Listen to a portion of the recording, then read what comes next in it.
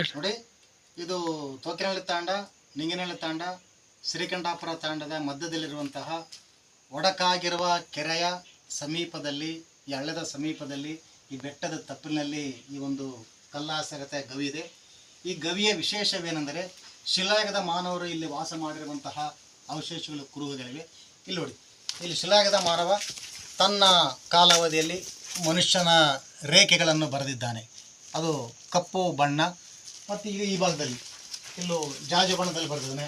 ಮತ್ತು ಕೆಲವು ಮಧ್ಯಯುಗೀನ ಕಾಲದ ಈ ಯಾವುದು ಸುಣ್ಣದಲ್ಲಿ ಬರೆದಿರುವಂತಹ ಚಿತ್ರಗಳಿದ್ದಾವೆ.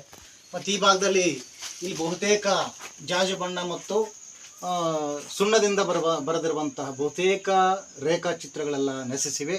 ಅಂದರೆ ಇದೆಲ್ಲ ನಾವು ಈ ಗವಿಯನ್ನು ಗಮನಿಸಿದಾಗ, ಈ ಕಲ್ಲಾಸರನ್ನು ಗಮನಿಸಿದಾಗ ಇದೊಂದು ಶಿಲಾಯುಗದ ಮಾನವ ವಾಸಸ್ಥಾನವಾಗಿದೆ ಎಂದು ನಾವು ನಿರ್ಧರಿಸಬಹುದು. ಜೊತೆಗೆ ಅದಕ್ಕಿಂತ ಮುಖ್ಯವಾಗಿ ಇಲ್ಲಿನ ಸ್ಥಳೀಯರು ಈ ಒಂದು ಗವಿಯನ್ನು ದೊರೆಗಳ ಗವಿ ಎಂದು ಕರೆಯಲಾಗುತ್ತದೆ. ದೊರೆಗಳ ಅಂತಂದರೆ ಗುಡೇಕೋಟೆ ದೊರೆಗಳ ಗವಿ ಎಂದು ಇದನ್ನು ಸ್ಥಳೀಯರು ಕರೆಯುತ್ತಾರೆ. ಗುಡೇಕೋಟೆ ದೊರೆಗಳು ಎಂದರೆ ಜಟಿಂಗ ರಾಜ ವೈರಿಗಳಿಂದ ತಪ್ಪಿಸಿಕೊಂಡು ಬಂದು ಈ ಗವಿಯಲ್ಲಿ ಅಡಗಿದ್ದ ಅಂತೇಳಿ ಸ್ಥಳೀಯರ ಅಭಿಪ್ರಾಯ. ಹಾಗಾಗಿ ಇದನ್ನು ಈಗಲೂ ದೊರೆಗಳ ಗವಿ, ಜಟಿಂಗ ರಾಜ ಗುಪ್ತವಾಗಿ ಅಡಗಿಕೊಂಡಿರುವಂತಹ ಗವಿ ಎಂದು ಕರೆಯಲಾಗುತ್ತದೆ. ನೋಡಿ, ಈ ಗವಿಯ ವಿಶೇಷ ಏನೆಂದರೆ, ನೋಡಿ ಇದು ತೋರಿಸ್ತೀವಿ.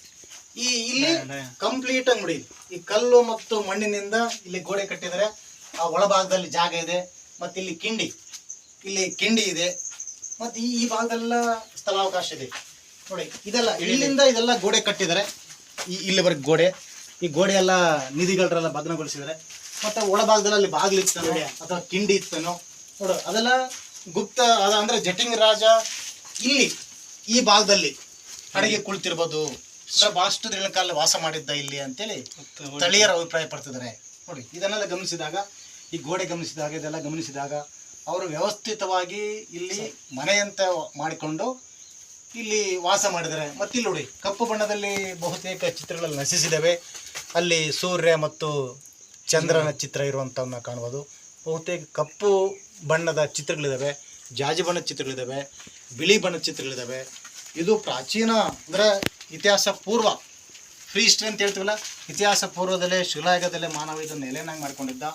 ಆನಂತರ ಈ ಸ್ಥಳವನ್ನು ವೀಕ್ಷಣೆ ಮಾಡಿದಂತಹ ಈ ಗುಡೇಕೋಟೆ ಪಾಳೆಗಾರರು ಕಾಲಾವಧಿಯಲ್ಲಿ ಇದನ್ನು ಗುಪ್ತ ಸ್ಥಳವನ್ನಾಗಿ ಮಾಡಿಕೊಂಡಿದ್ದ. ಮತ್ತು ಜಟಿಂಗ ರಾಜ ಇಲ್ಲಿ ವೈರಿಗಳನ್ನು ತಪ್ಪಿಸಿಕೊಂಡು ಬಹಳಷ್ಟು ವರ್ಷ ಕಾಲ ಇಲ್ಲಿ ನೆಲೆಸಿದ್ದ ಅಂತೇಳಿ ಸ್ಥಳೀಯರ ಅಭಿಪ್ರಾಯವಾಗಿದೆ. ಭಾಳ ಆಯ್ತನ.